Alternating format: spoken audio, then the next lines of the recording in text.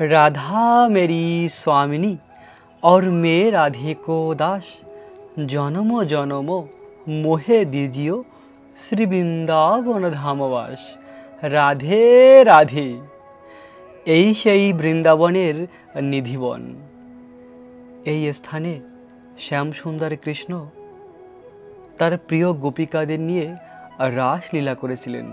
আর এই সেই পবিত্র সময়, পবিত্র মুহূর্ত, বসন্তকাল। এই বসন্তকালের এই সময়ে ভগবান কৃষ্ণ মহারাসলীলা করেছিলেন। বছরে দুটি মহারাসলীলা রয়েছে ভগবান কৃষ্ণের। একটি হলো শরৎ পূর্ণিমায়, আর একটি হলো এই বসন্তকালে। এই দুটি ঋতু অনেক সুন্দর সেজে ওঠে। ফুল, পাখি, ভ্রমর, ময়ূর গুঞ্জন করে এবং চারদিকে সুন্দর ফুল ফোটে বৃন্দাবনে। আসলে কৃষ্ণের বাঁশির সুর এতই মধুর।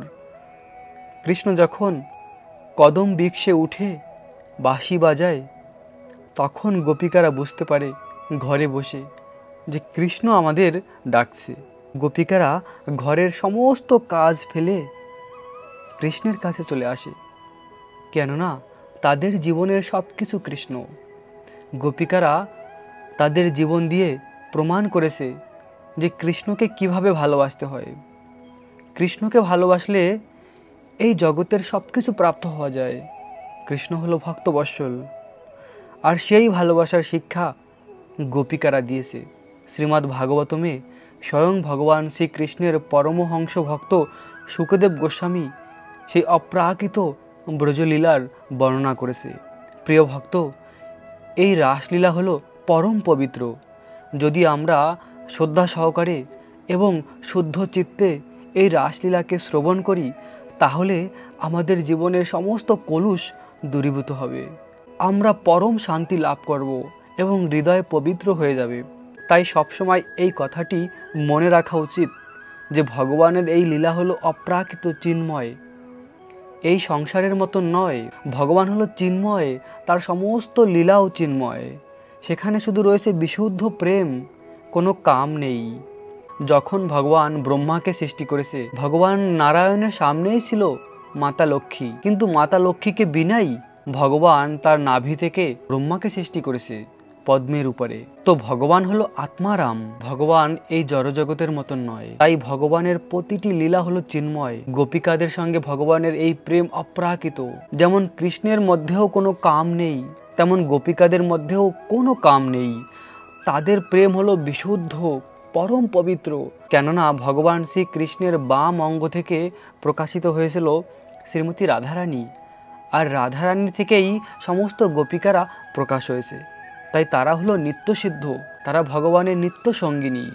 তাই ভগবান যখন ব্রহ্মার একদিনে একবার এই সংসারে লীলা করার জন্য আসে, তখন ভগবান তার নিত্য পার্শ্বদের নিয়ে আসে। তো এই গোপিকাদেরও ভগবান তার চিৎ জগৎ থেকে নিয়ে এসেছে, আর এই পরকীয়া রসের প্রেম আস্বাদন করেছে। তো ভগবানের প্রতিটি লীলা হলো খুব মধুর। এই মুহূর্তে আমরা যে স্থানকে দর্শন করছি প্রিয় ভক্ত, এই স্থানে ভগবান মহারাসলীলা করেছিল গোপিকাদের নিয়ে। এই ব্রহ্মাণ্ডের সর্বশ্রেষ্ঠ স্থান, এই নিধিবনের এই অরণ্য। প্রিয় ভক্ত, একবার শ্যামসুন্দর কৃষ্ণ এই স্থানে রাধারানীর সঙ্গে লীলা করছিল। রাধাকৃষ্ণ পাশাপাশি বসেছিল, আর তখন কৃষ্ণ রাধারানীকে বলছিল, রাধা, তোমার যে মুখমণ্ডল এত সুন্দর, একদম চাঁদের মতন। আর এই কথা যখন বলল, তখন রাধারানী খুব মান করেছিল। মান করে গিয়ে মান মন্দিরে গিয়ে কান্না করছিল। এই রাসমণ্ডলের উপরে রয়েছে পাহাড়, সেই পাহাড়ে রয়েছে একটি মান মন্দির। সেখানে একবার রাধারানী মান করেছিল। রাধারানী কৃষ্ণকে বলছিল, কৃষ্ণ, তুমি আমাকে চাঁদের সঙ্গে তুলনা করলে, চাঁদের তো কলঙ্ক আছে। এভাবে ভগবান কৃষ্ণ আর রাধারানীর মধুর মধুর লীলা হয়। কখনো রাধারানী মান করে, কৃষ্ণ সেই মান ভাঙায়। তো ভগবান কৃষ্ণ এই পবিত্র বসন্তকালে পূর্ণিমার রাতে কৃষ্ণ কদম গাছে উঠে বাঁশি বাজিয়েছিল। আর সেই বাঁশির সুর শুনে সমস্ত গোপিকারা ঠিক এই স্থানে এসেছিল কৃষ্ণের কাছে, এবং কৃষ্ণ গোপিকাদের নিয়ে মহা রাসলীলা করেছিল। আর সেই রাসলীলার অরণ্য আজও রয়েছে বৃন্দাবনে। কত পবিত্র এই স্থান। প্রিয় ভক্ত, যখন এভাবে রাসলীলা করতে করতে গোপিকাদের খুব জল পিপাসা লেগেছিল, তখন শ্যামসুন্দর কৃষ্ণ তার নিজের বাঁশি দিয়ে একটি সরোবর বানিয়েছিল। এখন আমরা যাচ্ছি সেই পবিত্র সরোবরটিকে দর্শন করার জন্য। এই সেই পবিত্র কুণ্ডটি আজও রয়েছে, স্বয়ং ভগবান কৃষ্ণ তার বাঁশি দিয়ে বানিয়েছিল। আর তখন সমস্ত গোপিকারা এই সরোবরের জল পান করেছিল। আজও বলা হয় এই সরোবরের জল অমৃত সমতুল্য। এই সরোবরটি রয়েছে ঠিক ময়ূরকুটির মন্দিরের নিচে, আর এই সরোবরের জলকে বলা হয় অমৃত সমতুল্য, কেননা স্বয়ং ভগবান কৃষ্ণ নিজের বাঁশি দিয়ে বানিয়েছিল, আর সমস্ত গোপিকারা এই সরোবরের জল পান করেছিল। আজও রয়েছে সেই দাপর যুগ থেকে এই সরোবরটি। প্রিয় ভক্ত, এই পবিত্র রাসমণ্ডলের স্থান দেখুন, এখানকার গাছগুলি এক অদ্ভুত রকমের, কেননা এই গাছ চিন্ময়। এরা রাতে গোপীর রূপ ধারণ করে, আর দিনের বেলা এভাবে গাছ হয়ে থাকে, বৃক্ষ হয়ে থাকে। আসলে এই গাছগুলি বৃন্দাবনের বাইরে আর কোথাও পাওয়া যায় না। এটি একটি অদ্ভুত লীলা ভগবানের। আর রাসমণ্ডলের যে ভূমি, এই ভূমিও খুব পবিত্র। এই মাটিতে রয়েছে রাধারানী আর গোপিকাদের চরণধূলি, আর এই চরণধূলি যদি আমরা মাথায় লাগাই, তাহলে আমাদের অনন্য প্রেম ভক্তি প্রাপ্ত হবে। প্রিয় ভক্ত, গোপিকারা তাদের জীবন থেকে এই শিক্ষা দিয়েছে আমাদেরকে যে কৃষ্ণকে কিভাবে ভালোবাসতে হয়, আর কৃষ্ণকে ভালোবাসার মাধ্যমেই এই জড়জগতের দুঃখ কষ্ট থেকে মুক্তি লাভ করে আমরা ভগবানকে প্রাপ্ত হতে পারি, ভগবানের নিত্য লীলায় প্রবেশ করতে পারি। ভগবানের চিন্ময় ধাম হলো বৃন্দাবন। সেখানে শুধু আনন্দ আর আনন্দ, সেখানে জন্ম মৃত্যু জরা ব্যাধি কোনো কিছু নেই। এই সমস্ত তিতাব যন্ত্রণা থেকে মুক্ত সেই, আর সেই চিন্ময় ধাম প্রাপ্ত হওয়া যায় ভগবানের ভক্তির মাধ্যমে। তো আমরা কিভাবে ভক্তি করব, সেই ভক্তির শিক্ষা এই ব্রজ গোপিকারা দিয়েছে, এবং তারপরে আবার স্বয়ং ভগবান কৃষ্ণ সেই ভক্তির শিক্ষা দিয়েছিল। যথেষ্ট বিহারী কৃষ্ণ করেন অন্তর্ধ্যান, অন্তর্ধ্যান করিয়া চিত্তে করেন বিচার। ভগবান কৃষ্ণ তার এই মধুর লীলা সমাপ্ত করে যখন কৃষ্ণ অন্তর্ধ্যান করে তার নিত্যধাম গোলক বৃন্দাবনে যায়, তখন কৃষ্ণ মনে মনে চিন্তা করে, চিরকাল নাহি করি প্রেম ভক্তি দান, ভক্তি বিনা জগতের নাই তো স্থান। কৃষ্ণ ভাবল, আমি চিরকাল তো এই প্রেম ভক্তি দান করি না, তাহলে কিভাবে বদ্ধ জীবেরা আমার এই গোলক বৃন্দাবন ধাম ফিরে আসবে, আমার এই মাধুর্য মণ্ডিত প্রেমকে বুঝতে পারবে? তাই ভগবান কৃষ্ণ নিজে ভক্ত রূপে এসেছে, চৈতন্য মহাপ্রভু রূপে, আর তিনি গোলক বৃন্দাবনের প্রেমধন নিয়ে এসেছে। গোলকেরও প্রেমধন হরিনাম সংকীর্তন। হরে কৃষ্ণ কৃষ্ণ কৃষ্ণ হরে হরে, হরে রাম রাম রাম হরে হরে। এই মহামন্ত্র জপ করলে ভগবানের অনন্য ভক্তি প্রাপ্ত হওয়া যায়। প্রিয় ভক্ত, এই কলিযুগের একমাত্র সাধন, এই কলিযুগের একমাত্র ভগবানকে প্রাপ্ত হওয়ার এই মহামন্ত্র কৃষ্ণ নাম জপ করা। বাকি আমরা যা কিছু করি তার মধ্যে ত্রুটি হতে পারে, ভুল হতে পারে, ফল প্রাপ্ত না হতে পারি, কিন্তু কৃষ্ণ নাম এতই শক্তিশালী, ভগবান তার সমস্ত শক্তি এই নামের মধ্যে প্রদান করেছে। তাই এই নাম জপ করলে আমাদের হৃদয় শুদ্ধ হবে, আর বৃন্দাবনের এই রাধা কৃষ্ণের অমৃতময় লীলাকে আমরা বুঝতে পারবো। যখন আমরা ভগবানের অপ্রাকৃত এই কৃষ্ণ নাম জপ করা শুরু করব, প্রতিদিন ভগবানের নাম জপ করব, তখন আমরা ধীরে ধীরে বুঝতে পারবো যে ভগবানের এই লীলা কত মধুর। ভগবানের ভক্ত হলে ভগবান সেই ভক্তকে বুদ্ধি প্রদান করে, আর সেই বুদ্ধির মাধ্যমে সে ভগবানের সমস্ত লীলাকে বুঝতে পারে। ভগবান নিজেও গীতাতে বলেছেন, তেষাম সততাম যুক্তানাম ভজতাম প্রীতিপূর্বকম দদামি বুদ্ধি যোগম তম যেন মাম উপজান্তিতে। ভগবান বলেছে যে ভক্তরা নিত্যযুক্ত হয়ে আমার শুদ্ধ ভক্তি করে, তাদেরকে আমি বিশুদ্ধ বুদ্ধিযোগ দান করি, আর সেই বুদ্ধির মাধ্যমে ভক্ত আমাকে বুঝতে পারে, আমার ধামে ফিরে আসতে পারে। এভাবেই প্রিয় ভক্ত, আমাদের এই দুর্লভ মনুষ্য জন্মকে সার্থক করা উচিত কৃষ্ণ নাম জপ করে। সবসময় ভগবানের নাম জপ করার সময় এই কথাটি মনে রাখা উচিত যে ভগবান কৃষ্ণ আর কৃষ্ণ নাম অভিন্ন, তাই আমি জপ করার সময় শুধুমাত্র কৃষ্ণের চিন্তা করে জপ করব। এভাবে এক মন দিয়ে নিষ্ঠা সহকারে ভগবানের নাম জপ করলে খুব তাড়াতাড়ি হৃদয় শুদ্ধ হয়। একাদশীর ব্রত পালন করুন, কৃষ্ণ নাম জপ করুন, আর পারলে ভগবানকে ভোগ নিবেদন করে প্রসাদ গ্রহণ করুন। এই জীবনের অল্প কিছু ত্যাগ করার মাধ্যমে কৃষ্ণকে প্রাপ্ত হওয়া যেতে পারে।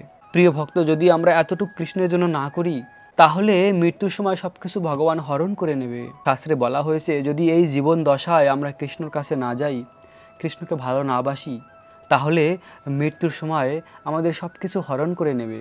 তখন কোথায় যাব? যে সুযোগ পেয়েছি আমরা, এই দুর্লভ মনুষ্য জন্ম, এই সুযোগের সদ্ব্যবহার করা উচিত। দেখুন এই অপ্রাকৃত রাসমণ্ডল, বৃন্দাবন ধামের প্রতিটি স্থান চিন্ময়, এখানকার সব কিছু কৃষ্ণময়। তো ভগবান শ্রীকৃষ্ণ সেই মধুর পূর্ণিমা রাতে বাঁশি বাজিয়ে সমস্ত গোপিকাদের তার কাছে ডেকেছিল। তখন গোপিকারা নিজেদের খুব সুন্দর সাজিয়েছিল, শৃঙ্গার করেছিল, আর শতকোটি গোপিকা কৃষ্ণের কাছে এসেছিল। আর তখন কৃষ্ণ সেই শতকোটি গোপিকাদের মাঝে নিজেকে শতকোটি রূপে প্রকাশ করেছে, আর তাদের সঙ্গে রাস নৃত্য করেছে। কৃষ্ণ সব থেকে সুন্দর নৃত্য করে, তাই তো কৃষ্ণকে বলা হয় নটবর। আর কৃষ্ণের রূপ এত সুন্দর যে কামদেব রয়েছে তাকেও কৃষ্ণ একবার মোহিত করেছিল। যে কামদেব রয়েছে তিনি সমস্ত দেবতাদের উপরে জয়লাভ করেছিল, সকলকে মোহিত করেছিল কাম বাণের দ্বারা। তখন নারদমুনি ভগবানের শুদ্ধ ভক্ত, তিনি বলেছিল, কামদেব তুমি নিজেকে এতই বলবান ভাবো, যদি তুমি সত্যি বলবান হয়ে থাকো তাহলে বৃন্দাবনে যাও, বৃন্দাবনে গিয়ে যে কৃষ্ণ রয়েছে তাকে যদি পারো তুমি মোহিত করো, তাহলে আমি স্বীকার করবো তুমি সত্যি বলবান।